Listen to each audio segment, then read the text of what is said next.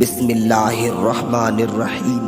السلام علیکم معزز دوستو، آج کے اس ویڈیو کا عنوان ہے صحابہ کا وسیلہ قبر میں کام آ گیا۔ جی ہاں دوستو، مفسر قرآن حضرت سیدنا ابو القاسم بن حبۃ اللہ بن سلامہ رحمت اللہ تعالی علیہ نے فرمایا، ہمارے ایک استاد محترم کے ایک شاگرد نے وفات پائی تو استاد صاحب نے اس سے خواب میں دیکھ کر پوچھا، اللہ عز و جل نے تمہارے ساتھ کیا معاملہ فرمایا؟ اس نے کہا، مجھے بخش دیا گیا ہے۔ استاد صاحب نے دریافت فرمایا، منکر و نکیر کے ساتھ کیسی گزری؟